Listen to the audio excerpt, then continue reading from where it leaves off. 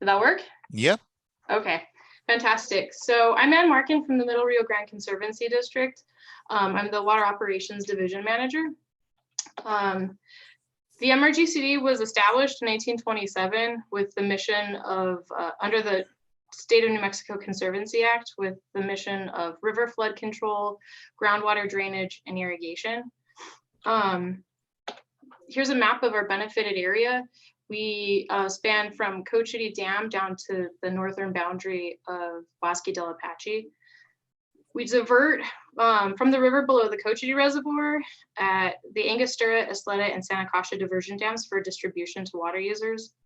And also we have a storage reservoir on the Rio Chama, which you can see up on the map as well, where the Rio Chama is. Our system includes 1,200 miles of levees, canals, drains, and acequias. And we have 11,000 agricultural users on about 60,000 acres. We deliver water to 6 Middle Rio Grande pueblos: the Cochiti, Santo Domingo, San Felipe, Santa Ana, Sandia, and Isleta. And we manage 30,000 plus acres of bosque, which is also known as riverine forest. So our major challenges include we manage a highly variable snowbelt runoff water supply, and that comes with limited storage flexibility, which can be exacerbated by compact restrictions. Meeting irrigation demands on 1,200 miles of aging infrastructure, and that includes the Elvado Dam rehab. Another challenge is making sure that we're meeting Rio Grande compact delivery obligations and making sure we're meeting the terms of the 2016 Middle Rio Grande biological opinion. We have an actively urbanizing corridor, and so we are taking a lot of agricultural lands are being taken out of production, and with that comes water rights transfers out of agricultural lands. So it's another challenge that we're facing. We also have a growing non-agricultural constituency who have different needs than our traditional agriculture constituency, so we're also trying to balance that. And we also have seen an increase in upland flooding that has resulted from greater frequency of high intensity rainstorm events. And those have resulted in property damage and also lawsuits for the district. So when considering our operations, our Middle Rio Grande operations, we try to balance these 3 elements. And so we came up with this little graphic here to show the balance between our environmental needs and Rio Grande compact needs, and also meeting the district mission. So we see these things as when we are not meeting Rio Grande compact obligations, then that impacts our ability to meet environmental and district mission and the district mission. So we see all of these 3 elements as 3 things that we have to keep in mind as we keep in mind a balance as we manage our Middle Rio Grande operations. One of the ways that the district has been able to meet these challenges in the recent history is by implementing a system of water measurement and control. And that's informed operations and also resulted in greater efficiencies within the MRGCD conveyance system itself. This is illustrated by this graph that is up on the screen. And as you can see, starting about the year 2000, our diversions were reduced significantly. So, and that is a direct result of our closer management and measurement. Excuse me. The MRGC continues to work towards a more efficient system, but the largest gains in efficiencies have already been made. And so we are working to explore additional ways to meet the challenges that we see coming. So one of the things we're exploring is expanding our existing water bank to provide for fallowing in times of shortage. And then also can help meet Rio Grande compact deliveries and continue to provide water to in-river habitats. We're working to develop basin-wide plans that we can operate under to prevent under-deliveries under the Rio Grande Compact. We're working collaboratively with municipalities to manage overall depletions that preserves agriculture through participation. Oh, I'm sorry. We're working collaboratively with municipalities to manage overall depletions. And we're pursuing federal and state grants to improve water efficiencies and delivery system for on-farm projects in river conveyance. We're looking into strategically using supplemental wells, drains, and off-stream storage to further optimize operational efficiencies. And then we're want to look into creating a drought mitigation fund to assist farmers during severe shortages. So, any questions? So, Anne, what do you see is your greatest challenge at the moment, and then what do you think it will be in the next 5 to 10 years? Do you think it'll be different than what you're seeing now?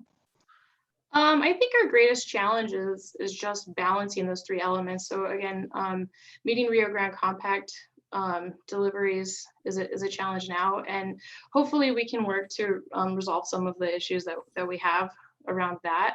But I think just working to establish a way to better accommodate our variable supply systems, and also make sure that we are meeting those Rio Grande Compact deliveries, so we can have the flexibility in our storage to meet all those other needs.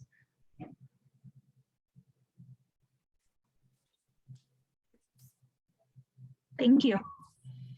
All right, thank you so much, Anne. Let's see. There's a question from Paula in the chat. Okay, great. Yes. So how does the compact debit affect the MRGCD? So when we are in debit, there's a compact, the Article 6 under the compact requires that if we are able to store, that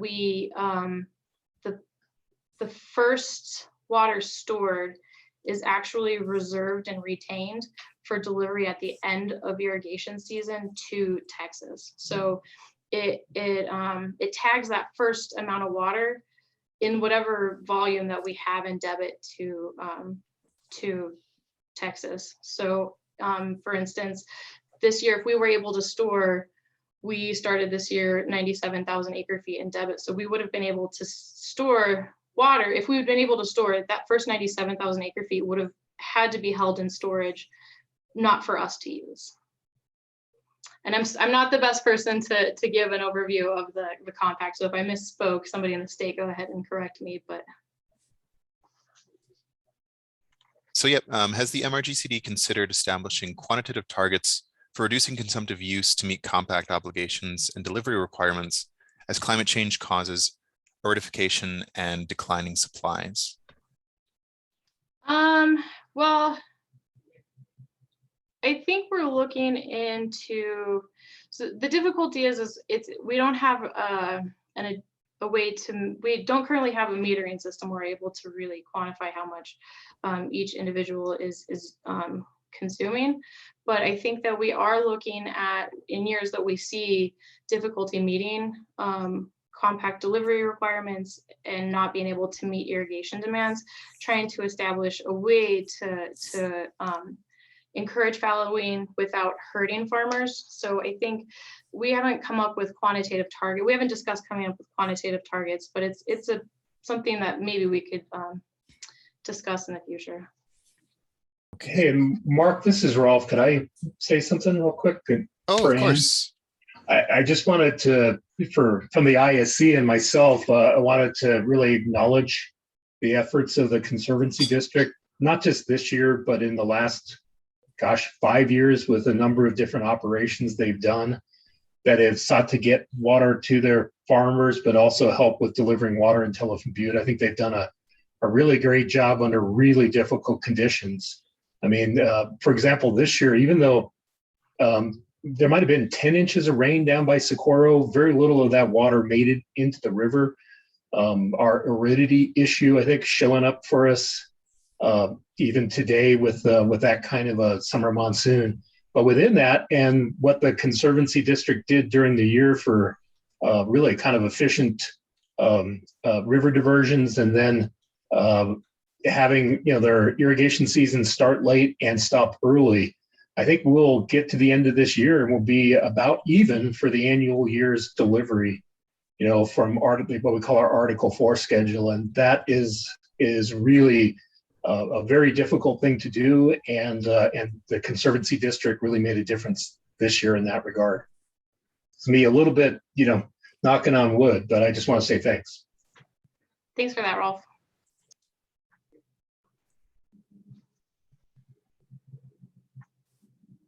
Okay, let's see here. Question, is there any mechanism for shortage sharing with urban users? And should there be one? Is there a mechanism for shortage sharing with like the cities, like their water use? I think that may be the thrust of the question. I don't know, Bob, if you want to chime in.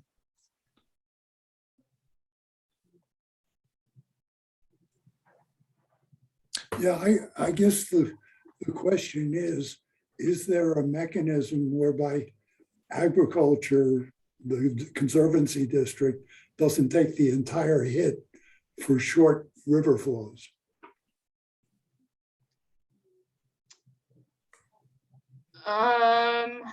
I don't believe that there is a mechanism for that, Bob. And I guess further, should we be working to establish one? I'm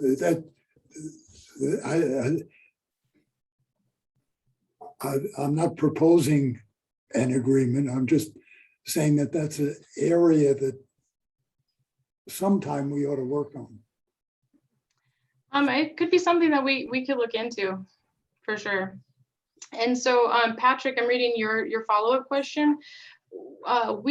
We do have a tool that we use to estimate consumption that that includes ET as well. So that's how we kind of quantify our demands, is with that. So that is a calculation when we're identifying how much water we need to meet demands.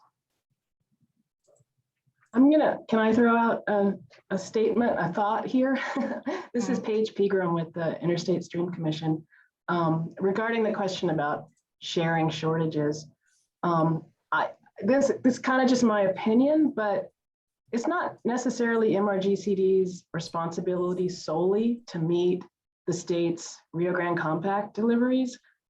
Even though MRGCD does use the largest percentage of surface water, it's the entire basins, or the entire basin from the state line to Elephant Butte, everyone's responsibility to help meet compact delivery. So I just want to tell Ann and MRGCD, it's not just MRGCD's responsibility. So the idea of shortage sharing with urban users, there's not an easy way to do that, but it's probably something we should think about for the future.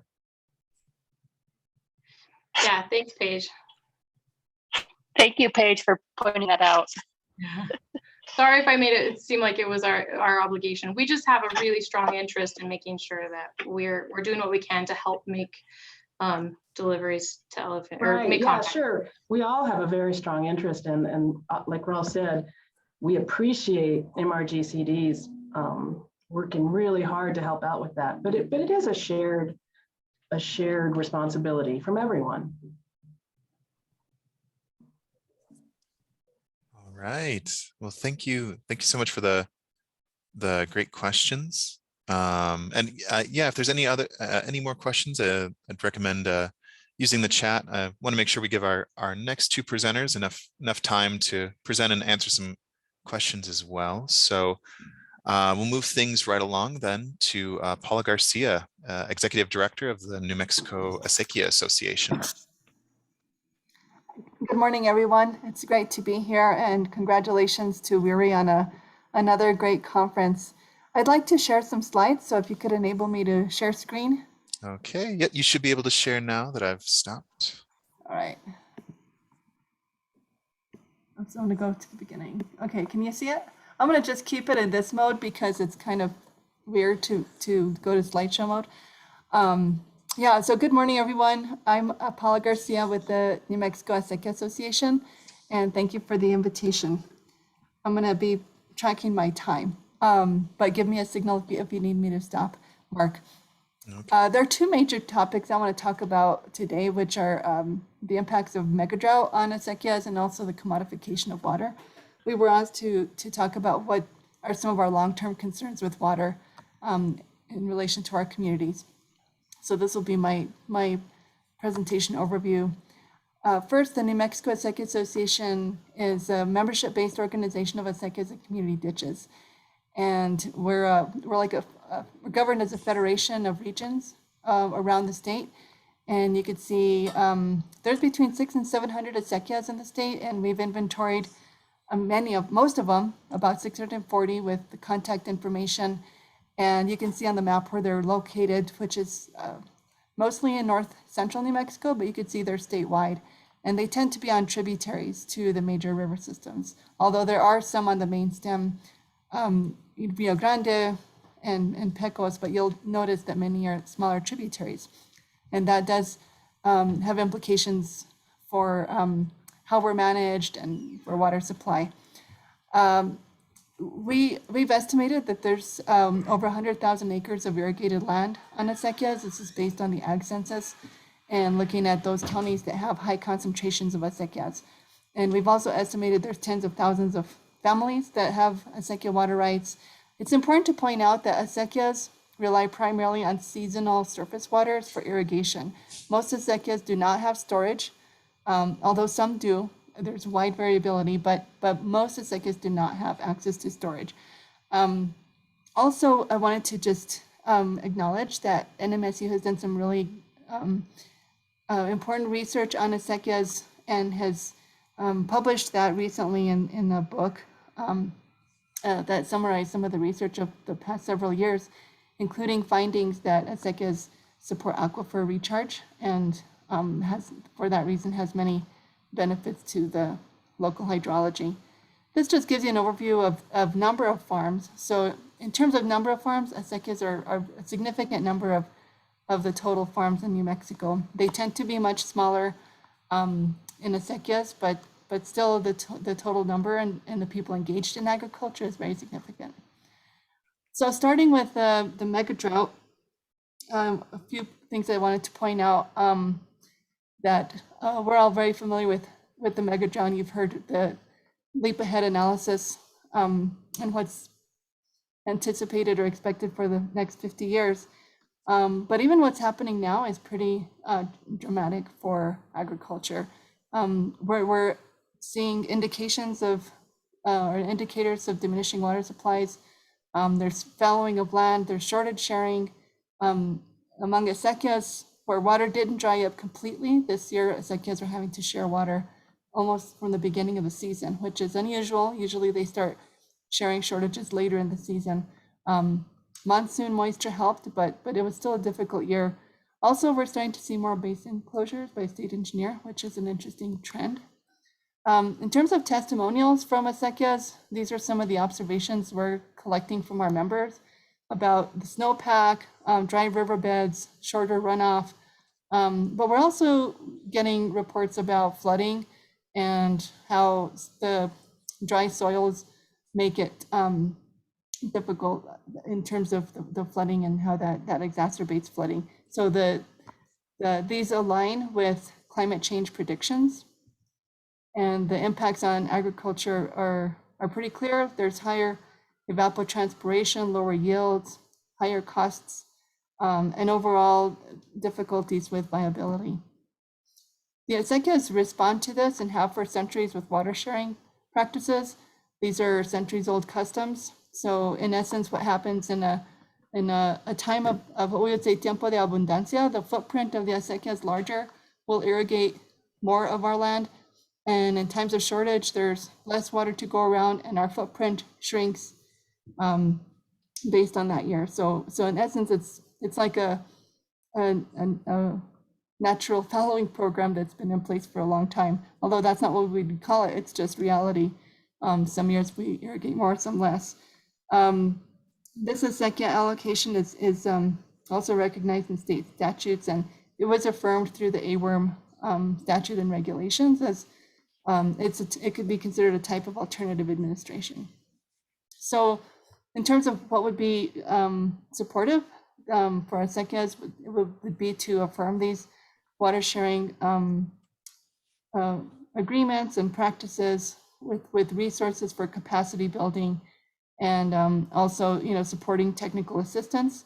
The OSC ISC plays an important role in that and has provided technical data, which is essential for these sharing agreements.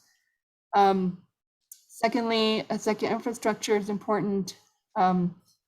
This is vital for water administration, but it can also enable and facilitate water sharing. And we also need more resilient infrastructure. Some of the designs that some SECAs have started to implement have been these rock weir dams.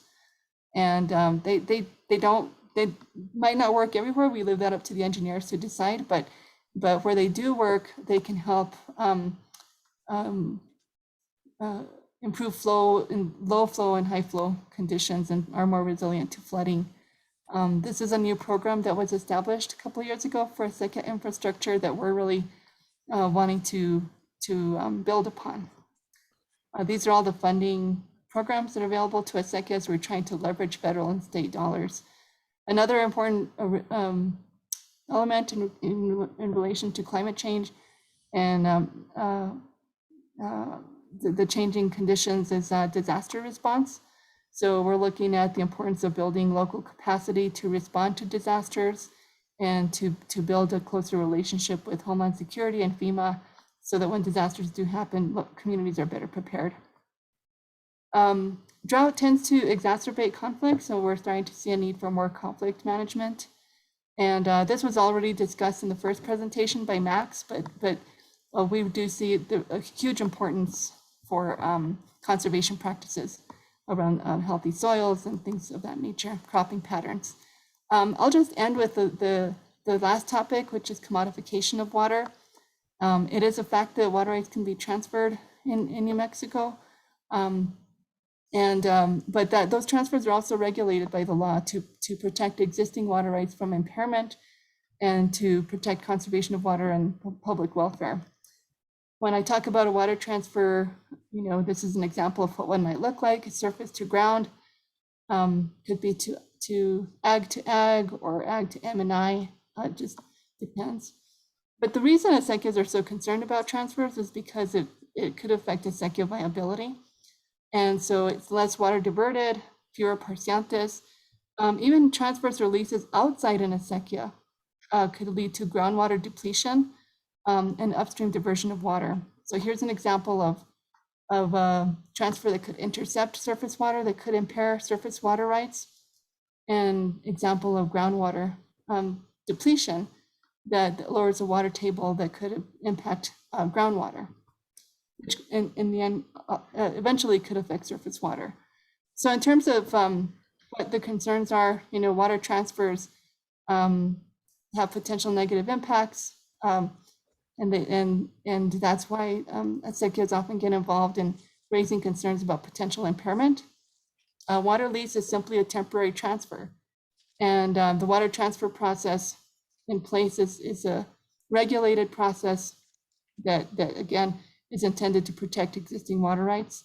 There's a relatively new controversial practice of granting preliminary approval that we believe deprives other water right owners of due process. And then if due process is deprived, then we're concerned that impairment won't be fully considered. So the normal transfer process looks like something on the left, the not normal process of preliminary approval on the right, which bypasses public notice and opportunity for protest and mandatory public hearing.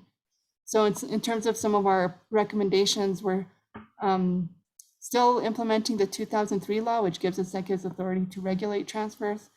Also, this engineer is implementing the 2019 law that now requires posting of online applications, and more resources may be needed for that.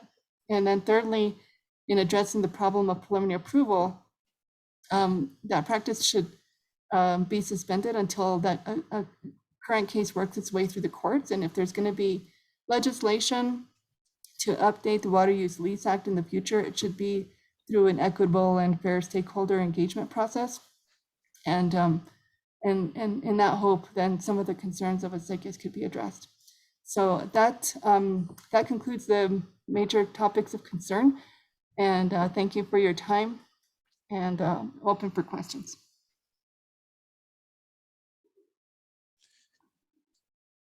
Yes, I looking in the chat here to see if there's any comments here. I see some notes. I was just looking to see if there was any questions or anything else that you could address, Paula. Anybody want to chime in over the microphone?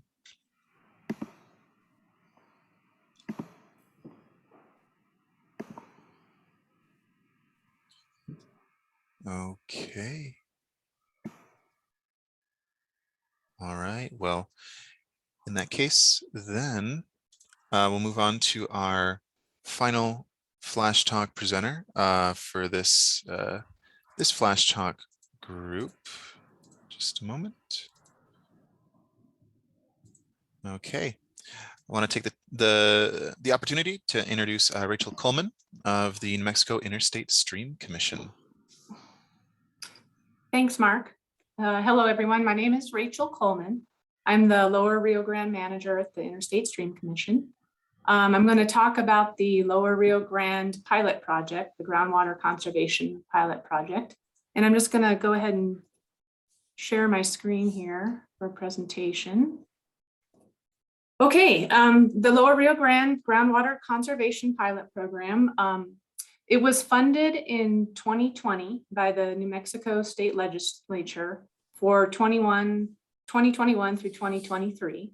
And the legislation directed the ISC to develop a program for the purpose of protecting and restoring the aquifer in the Lower Rio Grande Valley.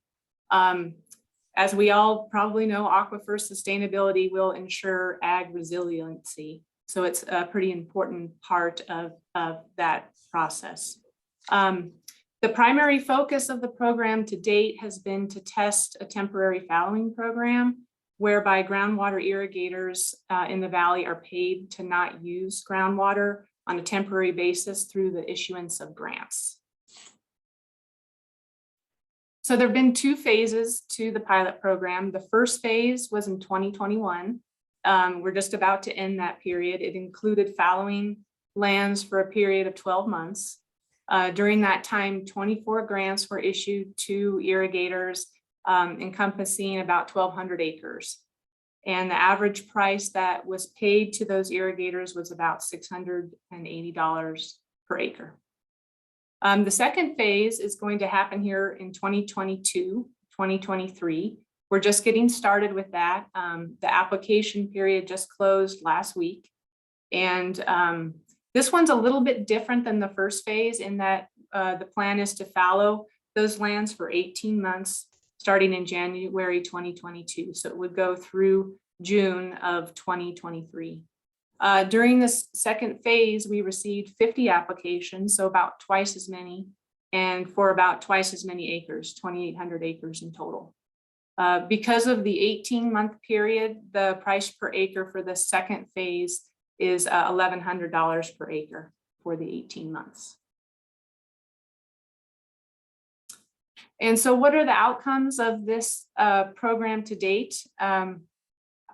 Through the development of those first two phases, we really did develop a comprehensive evaluation process for the lands entering into the program, so that if future programs are entered in the valley or a longer term program is implemented, there's a now clearly defined process for how to get farmers participating. The process included a detailed analysis of the water rights. They were reviewed by the local office, the OSC local office down there, to make sure for the participants enrolled that their ceasing to use groundwater would result in appreciable benefit to the aquifer.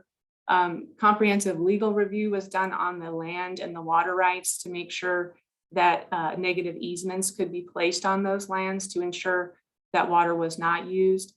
And then we also developed comprehensive field verification plans where folks were on the ground going out multiple times during the season to verify and make sure participants were complying with the terms of the contracts.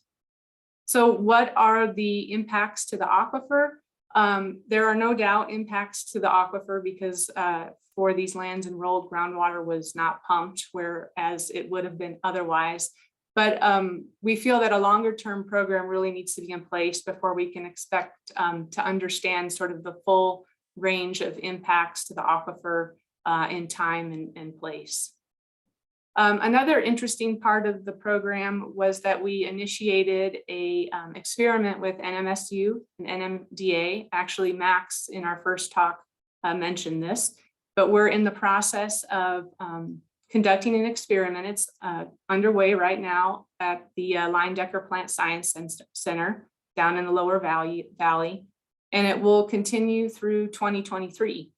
And the ultimate goal of the program is to look at different land treatments to see how those land treatments impact the crop soil residue and soil characteristics. And so at the end of the project, we're hoping to have a very comprehensive list of best management practices for future participants in the program. So as people choose to fallow lands, what should they do to help maintain the soil health and to reduce erosion and other undesirable effects down in the valley. So with that, if you have any questions or comments, I'd be welcome to take them.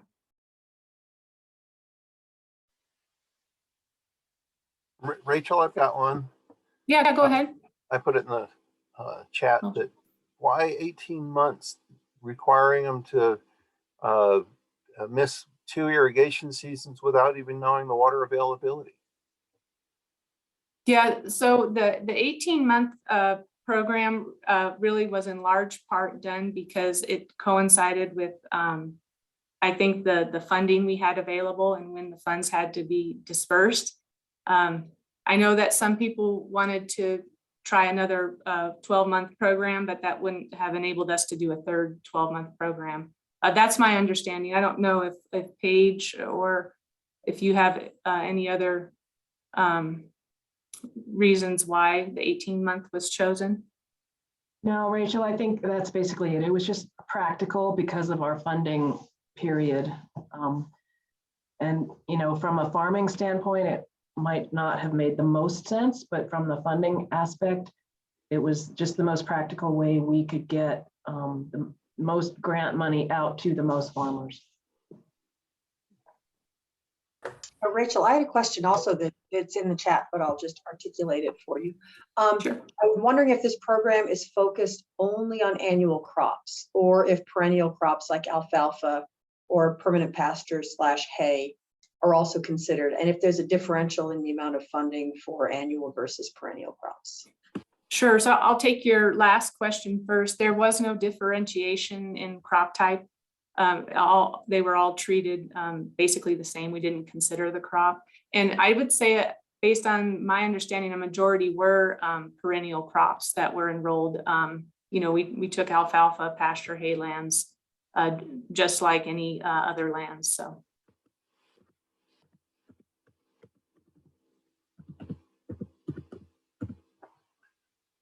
One other one, Rachel, is are there critical areas maybe closer to the Texas state line that are more beneficial to fallow for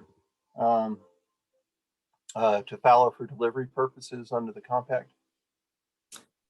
Yeah, so the purpose of the study was really to just look at how we can sustain the aquifer in New Mexico. It wasn't really intended to look at impacts of the aquifer to Texas or anything in that regard. So it really was just to look at how can we sustain the aquifer in New Mexico. So we didn't really look at it from that perspective, if that helps. Because you might work off of the PECOS supplementation findings to kind of inform that the new program with the compact deliveries and the well fields and the impacts. Good, thanks for the information. Yeah, and I'll just add to that, that in this pilot program, we were not paying attention to the location of the fallowing in terms of the most bang for the buck towards compact deliveries or water to Texas or anything like that. But at some point, that's probably worth looking at.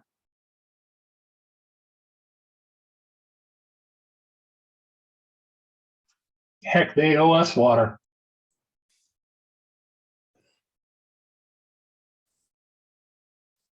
If only. About 800,000 acre feet, 600 to 800,000 acre feet. That's our read.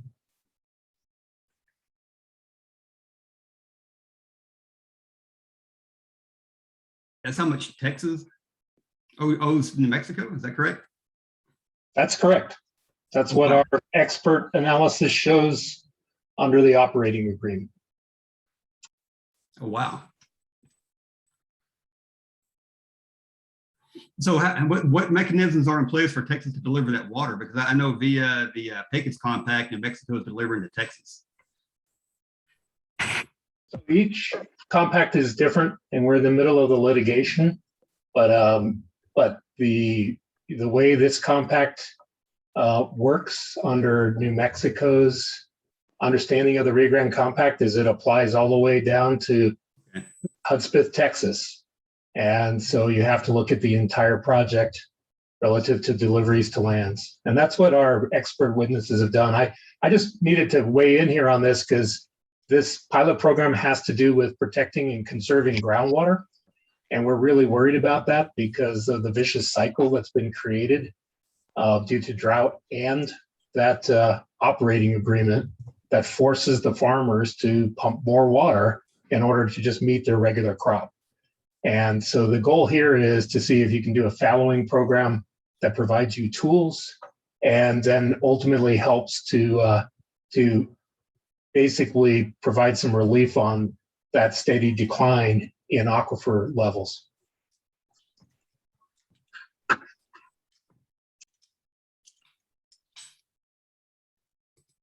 It looks like there's a question in the chat from Patrick.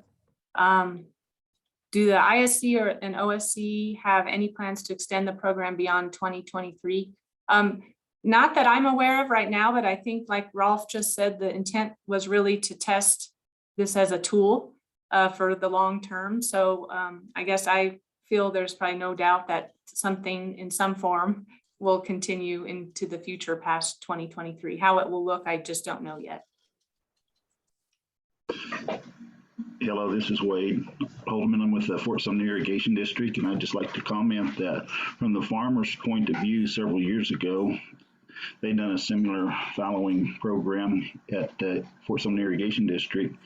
And from the farmer's point of view, the amount of money that they was compensated to not water did not offset the income from a crop, but it gave them a tool that it was beneficial to them from the standpoint of continually to put water on less productive crops. And so it was an advantage to them to fallow it and then, get the ground prepared for the next season to put crops in. So it did provide water to the river for ESA operations and such at that time. So there were, benefits on both sides with that program, it seemed to me like.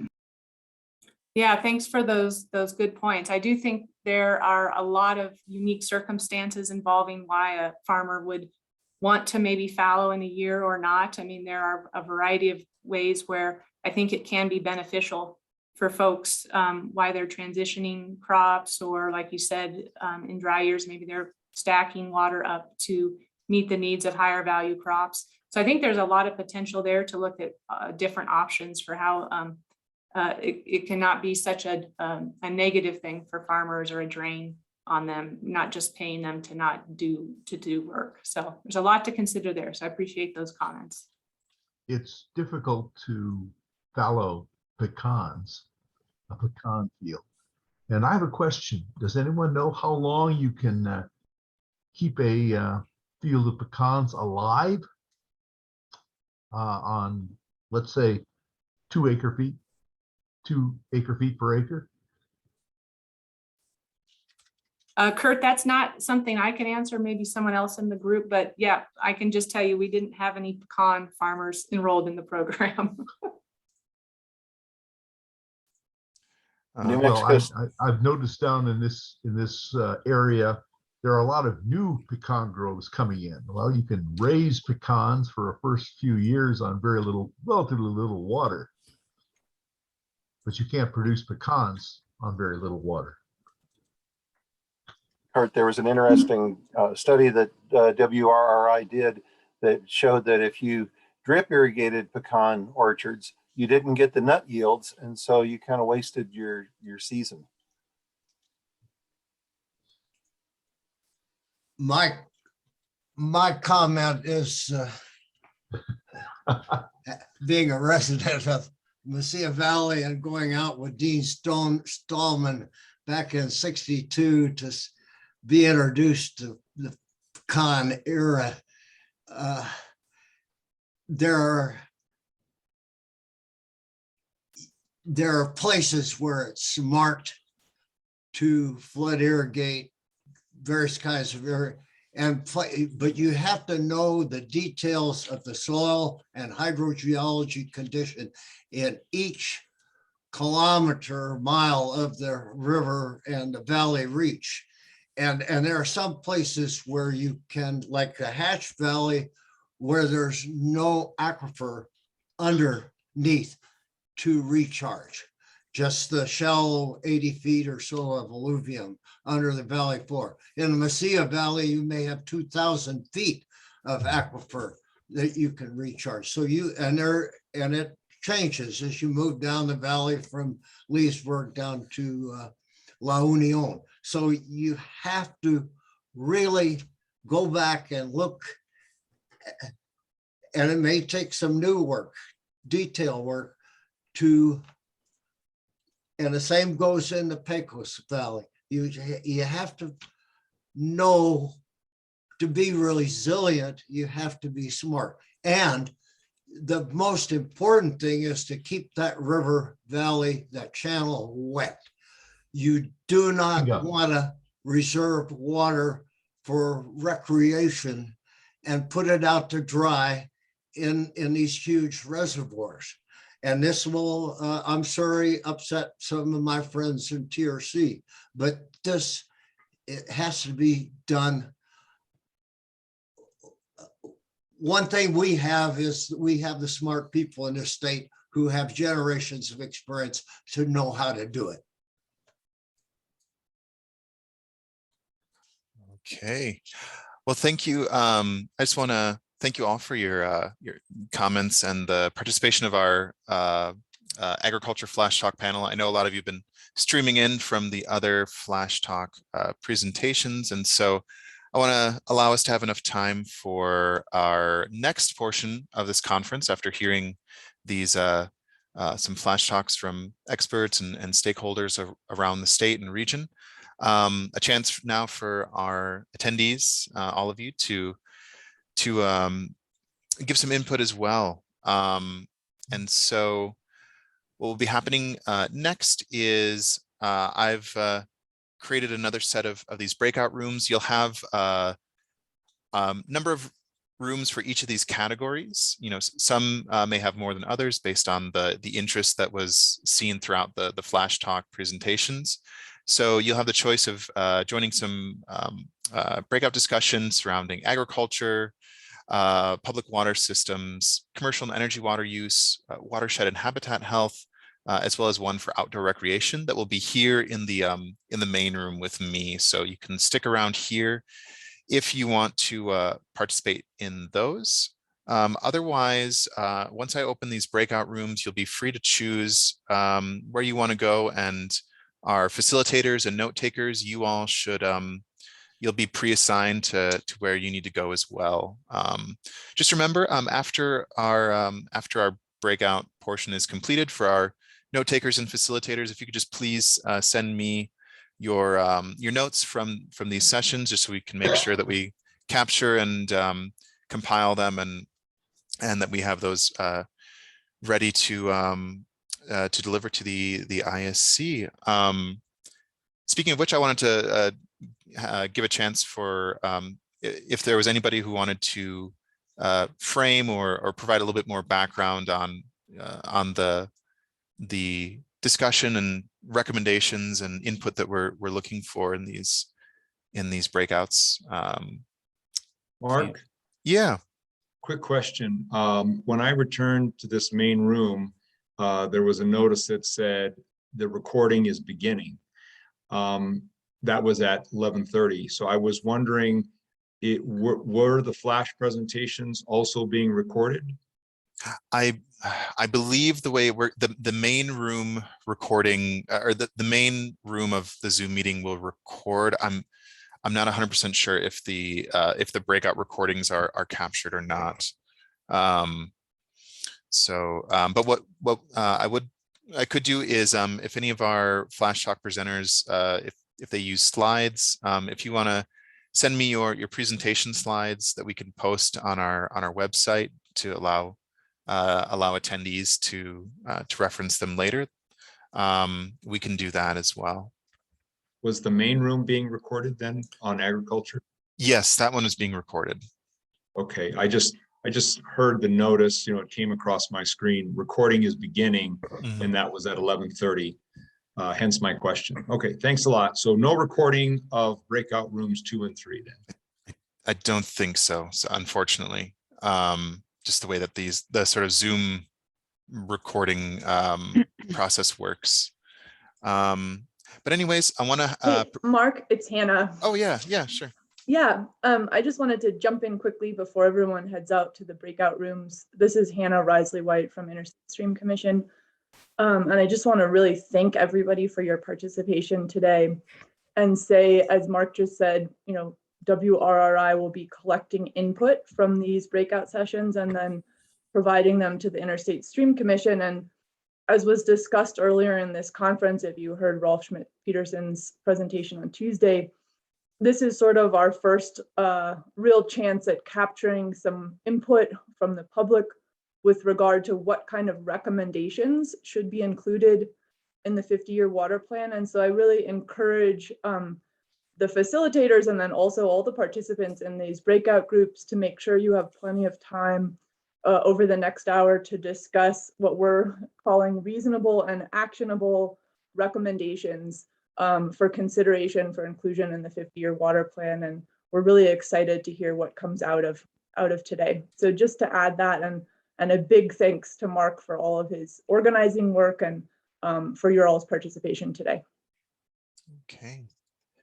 Thank you so much, Hannah. And with that, let me open up these rooms right now. And similar to last time, you can choose the rooms you want to go to. I will say if we notice that there's a little bit of an imbalance between some of the rooms, I may have to reassign people to other rooms that don't have as many people for that topic, just to try to keep the balance of conversation and provide adequate breakouts room sizes so that everyone's opinions can be heard.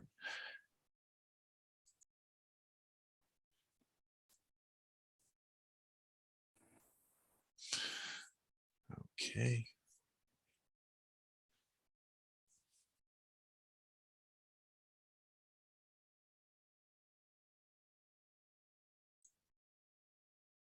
I just want to say welcome back to the main meeting room. Sorry, I always feel bad closing out the breakout sessions, worrying that I'm cutting off some really great discussion, but I hope you all had an adequate amount of time to share your thoughts and perspectives. I think one of the things I wanted to do, we'll still take a little break in a bit, but I wanted to provide an opportunity for some of our facilitators or note takers, if they want to share a little bit about, particularly because on this day of the conference, we're sort of looking forward into recommendations and strategies for the future. If some of our facilitators want to share some of the recommendations that came out of your breakout groups. This is Diane. I was in the public water system, one of the public water system breakout rooms, and we had a really great discussion. It was one of those really funny breakout rooms where we suddenly were teleported back to the main room, and I wanted to acknowledge the group. Thank you for your input. It was really great. And I want to say that one of the things we were really working on was figuring out how to write a reasonable and actionable recommendations for something I'm going to imagine was universal to the breakout rooms. And that was resources, how to get the tools, the modernized tools, the staff, the funding, and multi-agency look at water in order to make informed decisions and truly understand what the current picture is. You know, one thing that was related to that was understanding what our current allocations are for water, but what have we promised, and then what do we have? And in order to understand both of those, we need data. We need up-to-date modern data systems to define both of those. And how do we break those into smaller actionable recommendations? And I think our group did a great job, but I think we probably need another couple of hours to get them fully done. But that's my report out. And it was a great discussion, and thanks for the time today. Yeah, thank you so much, Diane, for taking the time as well to be one of our great facilitators today. Let's see, any of the, for example, of the agricultural groups want to share some of the recommendations that came from your breakout discussions? I'll relay something I heard as a note taker. Hopefully you can hear me okay, Mark. Yeah, I can hear you. Okay, I'll just offer a few very pragmatic things I've heard. Groundwater needs to be better managed. There's a need for more data. There's a need for a better understanding of soil health, because if fallowing is part of the future, that's an invitation for more dust and noxious weeds. Then at a more conceptual level, I've heard a couple of top line things that I'd like to share. That between available data and actionable recommendations, there needs to be more modeling. That was something that came across. And another concept, does the word resilience limit this process in some way? Particularly as you consider the translation of that word from English into some of the other languages spoken in New Mexico. Is that the right word, and does that limit our conceptual understanding of the process here? Coming from the agricultural breakout session I was in, a sentence that came forward was, ag producers they want to grow. They don't want to just survive. They want to thrive. They want to be dynamic. And so if resilience means just withstanding the things that are coming your way, does that word maybe limit our thinking for what might be coming down the pike?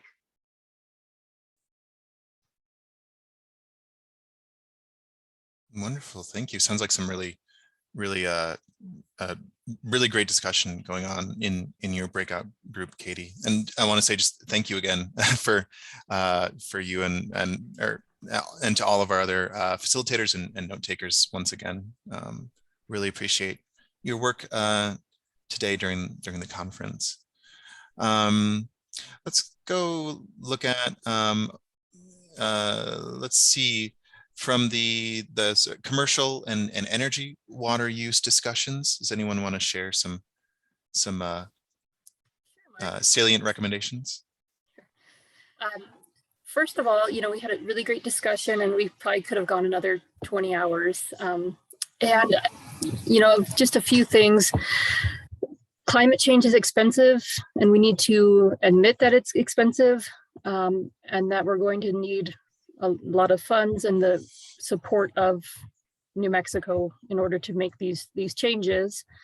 Another thing is that, we need to really be innovative and also just look at this low-hanging fruit, these water opportunities, as well as, maybe really think outside the box, everything from using potentially produced water, remediating brackish water, even looking at desaling seawater and possibly even trading water across state lines. So, there's lots of good ideas.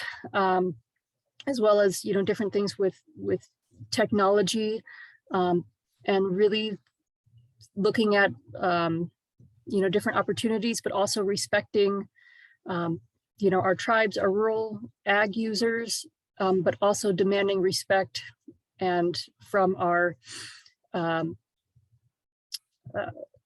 Mexico legislature, and really thinking about water. So I'll leave it at that.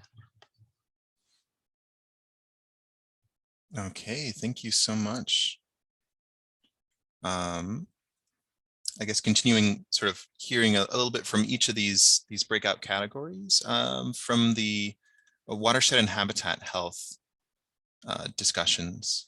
Is there some points that really stood out that were made in your conversations? There were several, right? I don't know if somebody else wants to do theirs, but I'm happy to talk about ours. So the issues that came up in ours, one of the things that was really great about it was thinking about in a very practical way how some of these issues come up when we're actually trying to do things like restoration. So perspectives on how dropping groundwater levels and increase in salinity resulting from alternative irrigation strategies are negatively impacting habitat restoration and riparian habitat in general. Drier soils happening everywhere, increase of bare ground in the uplands and the valleys, increase of bare ground and, you know, throughout the state as well, increase in erosion from uplands and resulting sediment transport. The need for education and involvement of youth working in water conservation and riparian restoration, and the need to modify and develop best management practices to reflect changing conditions. Some of the challenges in terms of addressing concerns are things like if we do restoration, we're going to end up with more wildland urban interface conflicts. This came up in previous discussions for aquifer recharge programs, both the regulatory and the best practice challenges.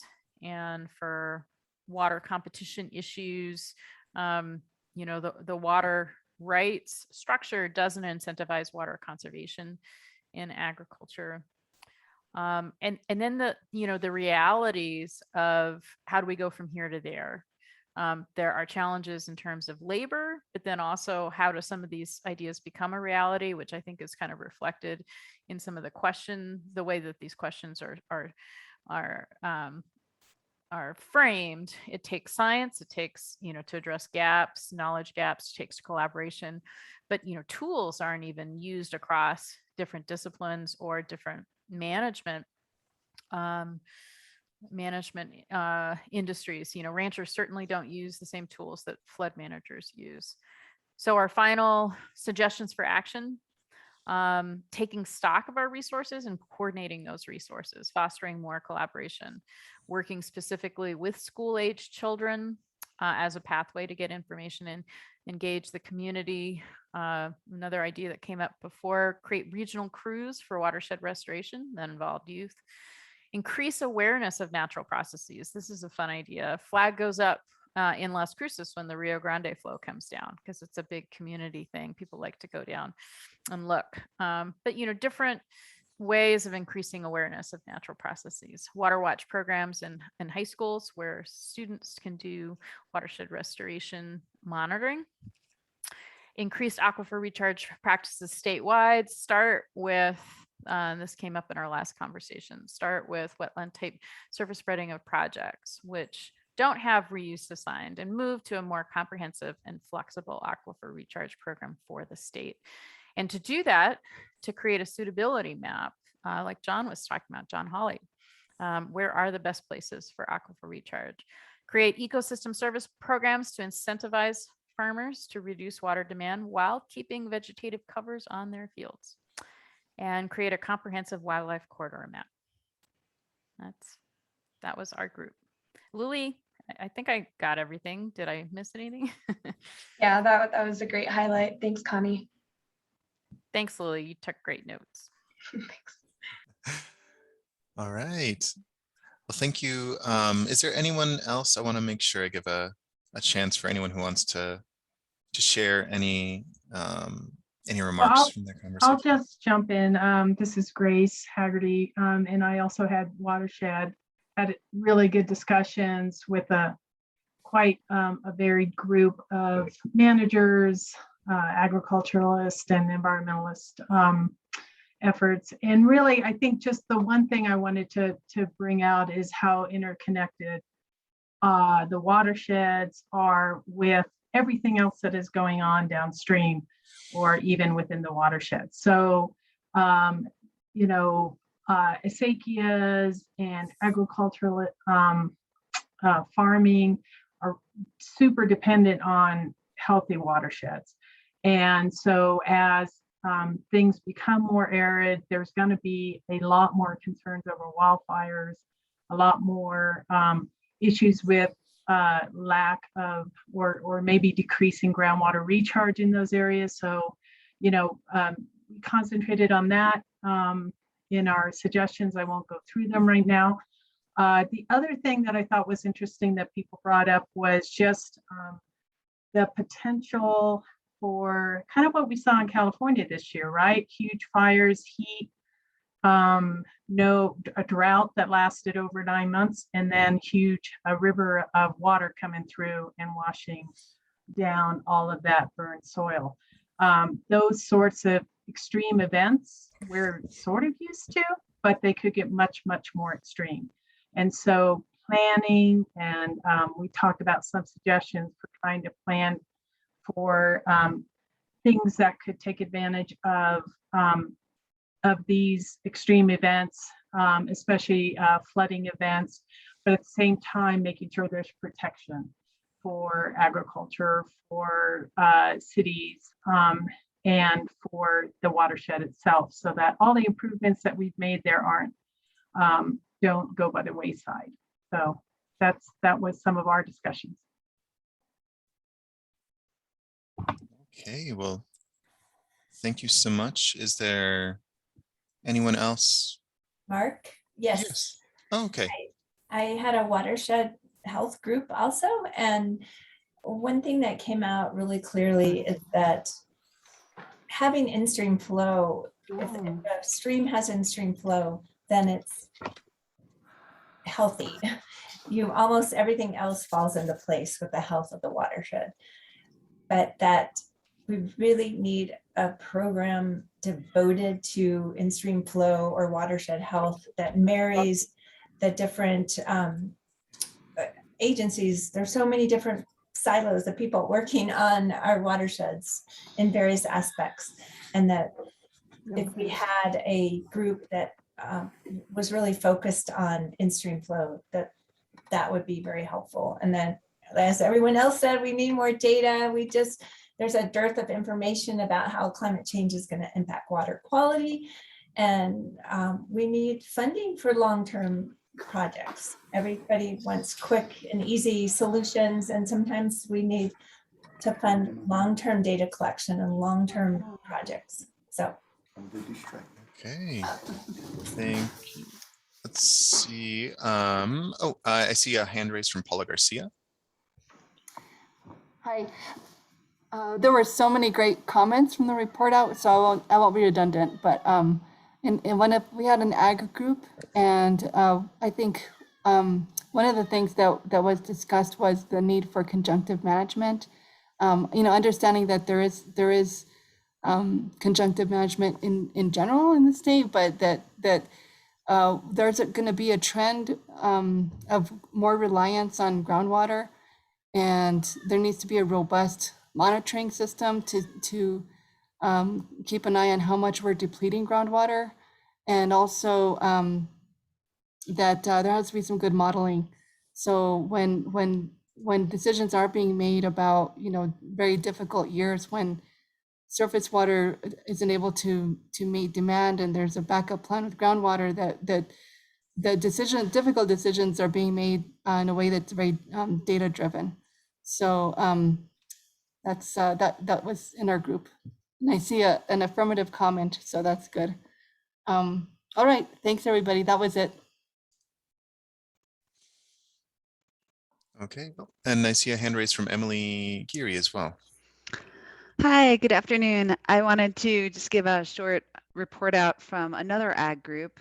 We mentioned some of the topics that have already been discussed, and in addition to those, there was also a discussion for a recommendation to acknowledge that ag plays a critical role in addressing climate change, and that there already are a lot of on-the-ground efforts that are happening, and there could be increased inclusion with the ag community in discussing how to address impacts of climate change, and that there's a long history of traditional uses of land and water that are not being recognized or included in some of these discussions, and how valuable that knowledge is.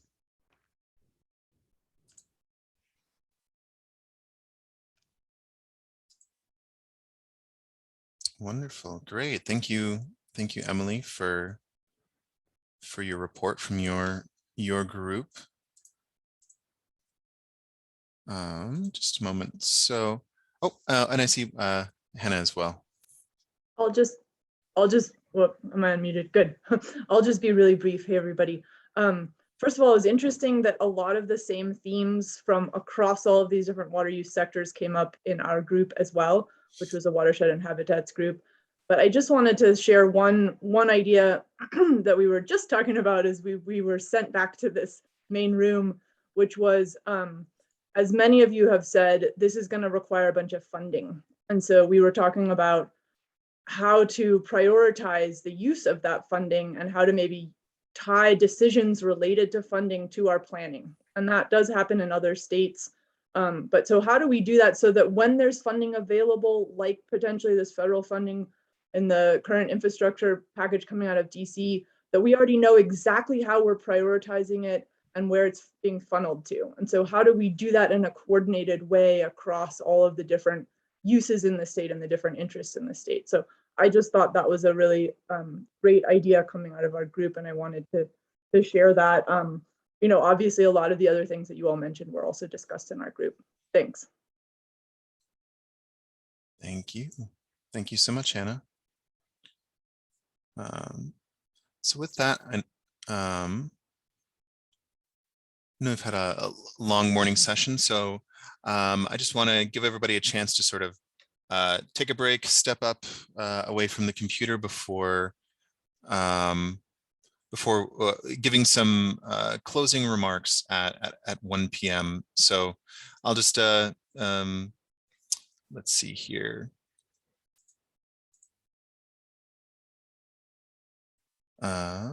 Just a moment.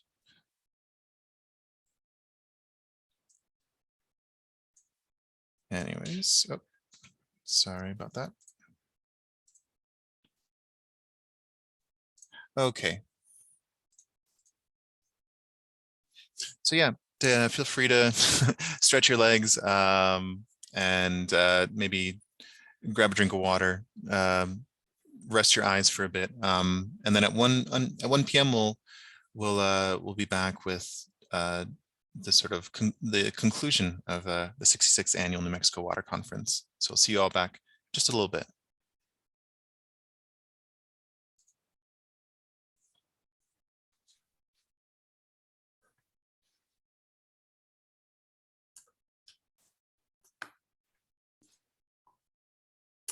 Well, shall we wrap things up here? Yeah, absolutely.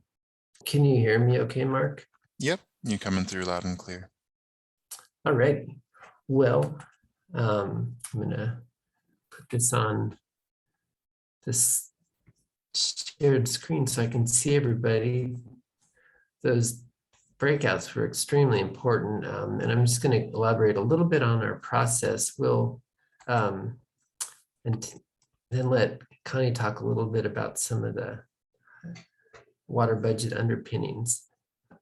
But essentially we'll take this input, we'll start compilation of a report once we've had the conversations that cover most of the hydrologic diversity or representative hydrologic diversity of New Mexico. And then what we'd like to do is get the draft content back out to the community and conference participants for your input. So we will have this material compiled, and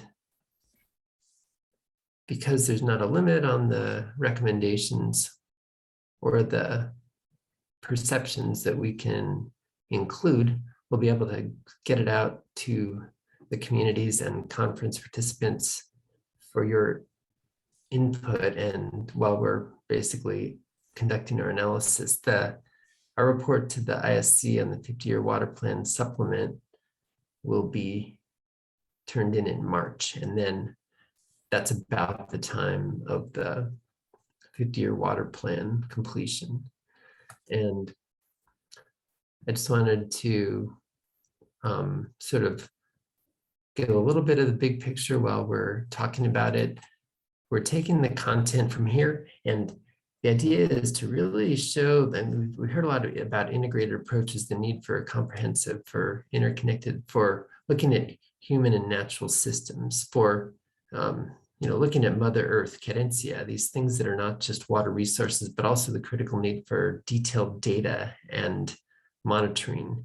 And I think what we have to offer is putting that in the context of water budgets, as Rolf mentioned, and the limitations that they exert at the local and community level. If you're in Southeast New Mexico dealing with fossil groundwater, that's a much different situation than if you're in Acequia country and wanting to maintain your surface and groundwater in balance with recharge and return flow.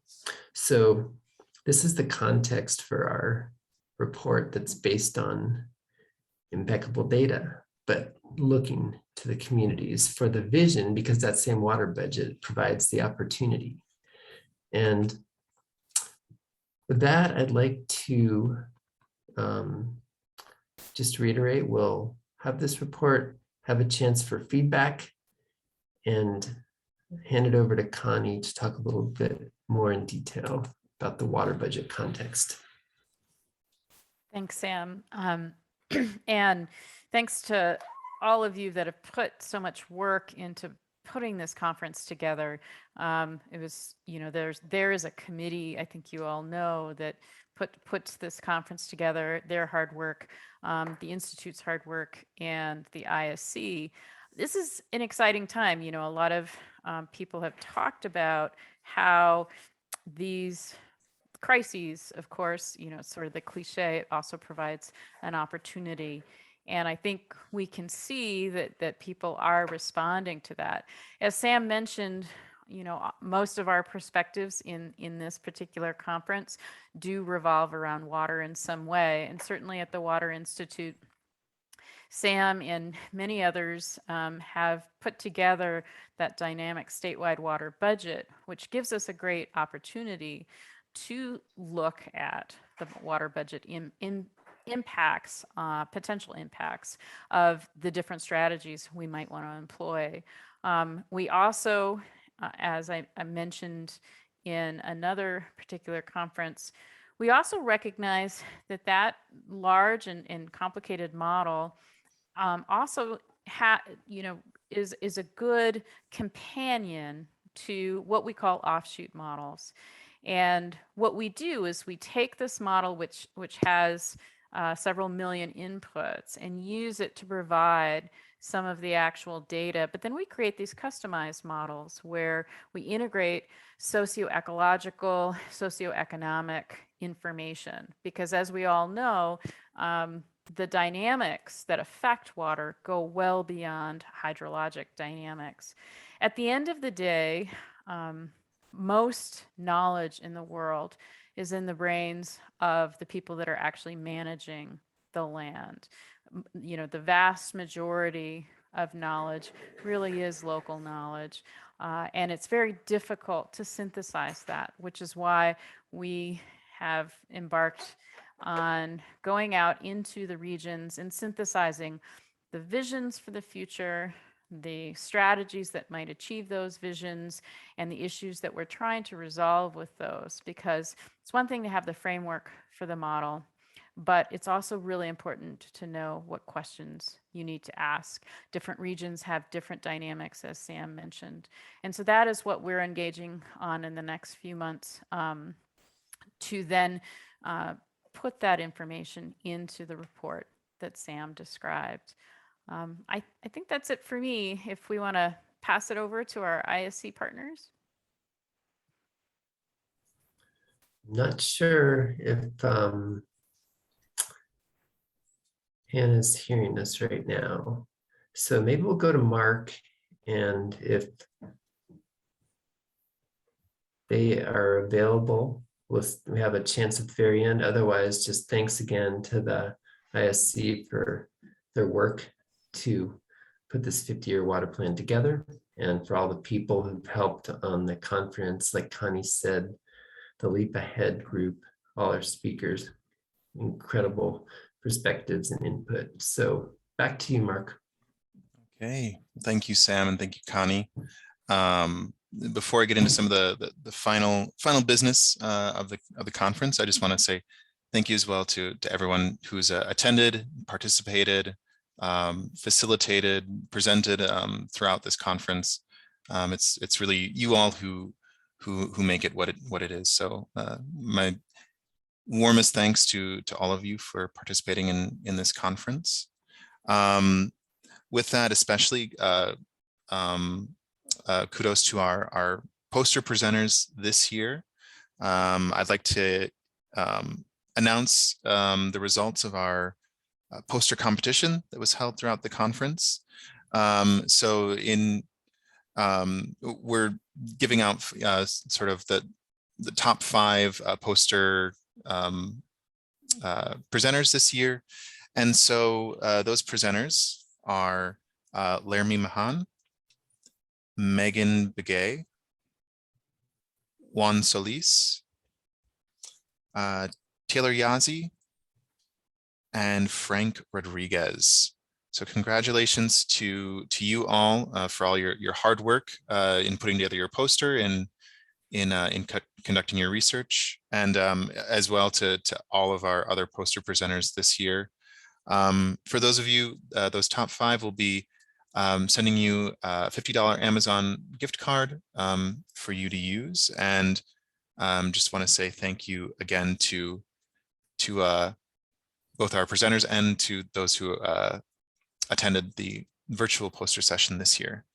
One last prize giveaway for the conference. I want to announce that for one of our attendees, Taryn Chaya is a winner of an WRRI water bottle. And we have Joan Woodward winning a copy of 100 Years of Water Wars in New Mexico. So thank you for sticking around, for attending the conference, and we'll be reaching out to you to get some shipping information to send you those prizes. And that's all I have from my end. All right, I guess this is where we can all unmute and give Mark a big round of applause, and thanks everybody. Thanks, Mark. Well, Thank you. guys. Thanks, Mark. Thank you. Thank you. WRRI, great job. Bravo. Way to go, Mark. Hey. And your team, way to go. Thank you. Thank you.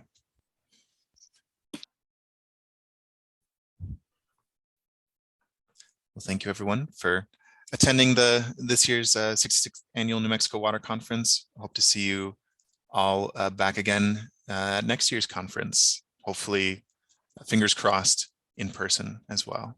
So thank you everyone.